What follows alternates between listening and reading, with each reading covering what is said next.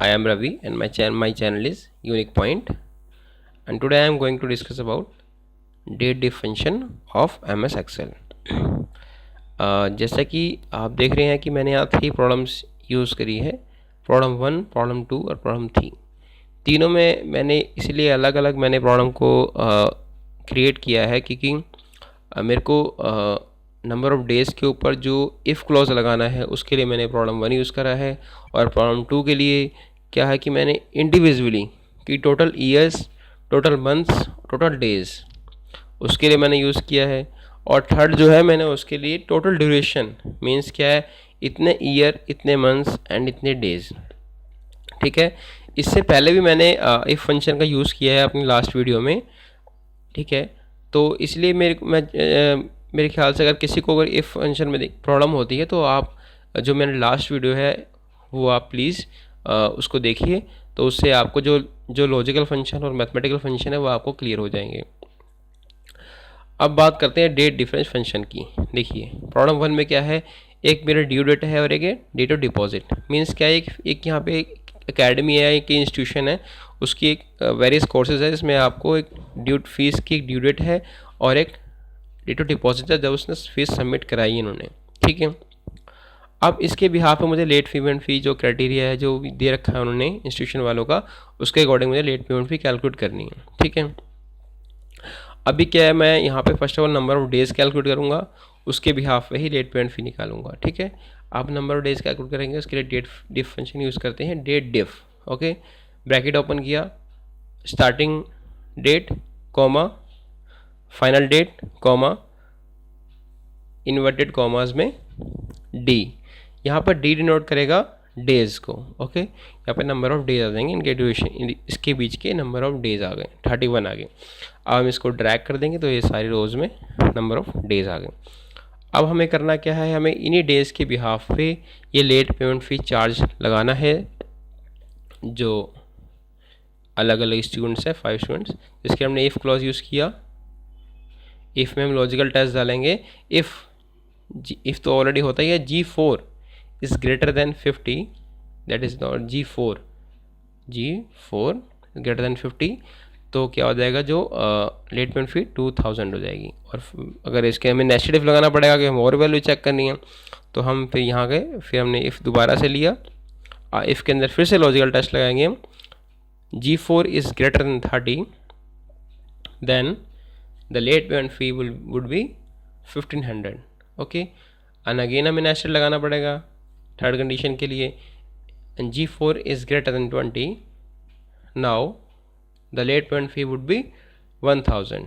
okay, and the otherwise the value will be 500। Means क्या है, अगर इसमें इन दोनों कंडीशन को सेटिस्फाई नहीं करेगा तो उसकी जो वैल्यू होगी वो 500 होगी। ठीक है, means G4 less than 20। Okay, अब इसमें इवेल्यूट हो गया, अब इसको ड्रैग कर देंगे तो ये हमारी लेट पेमेंट फ़ी सारी रोज़ के अंदर आ गए। ठीक है,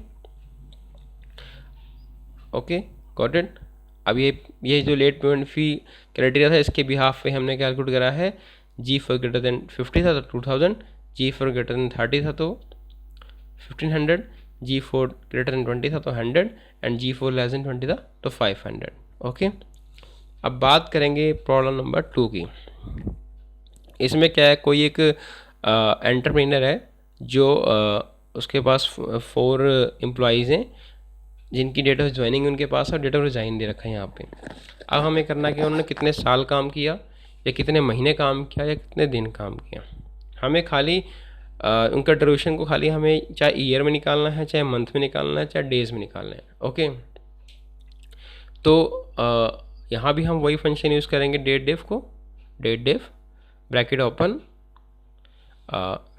सेलेक्ट करें starting date comma final date comma inverted commas में वाई, यहाँ वाई का डिनोट करेगा, यहाँ वाई डिनोट करेगा ईयर्स को। ओके, ठीक है, अब 4 आ गया, अब इसको ड्रैग करेंगे तो ये सारे रोज़ में ईयर आ गए। ठीक है, ऐसे ही मंथ है, सेम मंथ में क्या है, हम लोग जहाँ हमने वाई यूज़ करा था उसके जगह हम क्या करेंगे, एम यूज़ करेंगे, date diff start date final start date, ये फाइनल डेट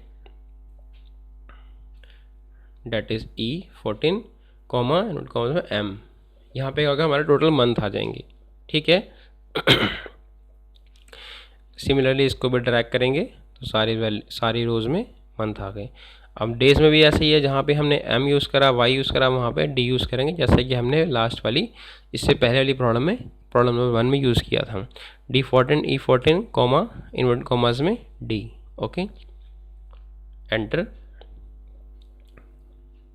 हमारे नंबर ऑफ डेज आ गए, ओके। इसको भी ड्रैग कर दिया तो ये आ गए आपके नंबर ऑफ डेज।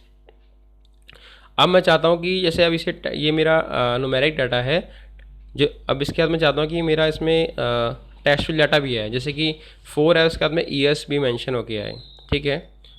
तो इसके लिए एम्परसेंड एक ऑपरेटर होता है, उसको यूज़ करेंगे, जो अपेंडिंग के स्ट्रिंग को अपेंडिंग के लिए यूज़ करा जाता है। एम्परसेंड इनवर्ट कॉमास स्पेस देंगे, क्योंकि हमें स्पेस चाहिए न्यूमेरिक उसके बीच में, ईयर्स, एंटर, ईयर्स आ गया, ठीक है। इसी तरह से हम इसे ड्रैग कर देंगे तो सारी कॉलम सारी रोज में हो जाएगा ये, और इसे इसी तरह हम जहाँ भी चाहें वहीं इसको हम लगा सकते हैं। इसी तरह मंथ में लगा सकते हैं, डेज में लगा सकते हैं। अब बात करते हैं प्रॉब्लम नंबर 3 की। प्रॉब्लम नंबर 3 में क्या है कि हमारा प्रॉब्लम नंबर 3, एक minute just hold a minute. Problem number 3 में हमारा क्या है, डेट ऑफ ज्वाइनिंग है, डेट ऑफ रिजाइन है, टोटल वर्किंग टाइम है, ठीक है। सिमिलरली वही टेबल है ऊपर वाली, लेकिन इसमें क्या हम टोटल वर्किंग टाइम कैलकुलेट करेंगे। जैसे कि हम देख रहे हैं आप जो ग्रीन कलर एरिया में लिखा हुआ है, इतने ईयर्स, इतने मंथ, इतने डेज। सिमिलरली हमें वही डेट डिफ फंक्शन ही यूज़ करेंगे हम लोग उसके लिए। डेट डिफ bracket open, initial date comma final date comma invert commas में वाई। अब इससे क्या हमारा ईयर आ गया।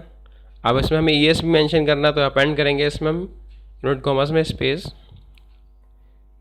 नहीं दिया, कोई बात नहीं, ईयर्स मैंने इसलिए नहीं दिया कि आपको दिखाऊंगा डिफरेंस क्या हुआ है, ठीक है।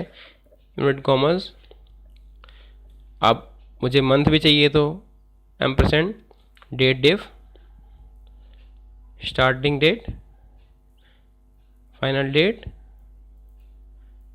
कॉमा इन्वर्टेड कॉमास में हम यूज़ करेंगे वाई एम। मीन्स क्या, जितने ईयर हम यूज़ कर चुके तो अब जितने मंथ बच गए वो मंथ ये रिटर्न करेगा, ये आउटपुट देगा वो उस चीज़ का। इसमें हम चाहते हैं मंथ लिखा है तो इसको हम क्लोज करेंगे, ब्रैकेट क्लोज, अपेंड ऑपरेटर लगाएंगे अपेंड करने के लिए, ampersand inverted commas months inverted commas,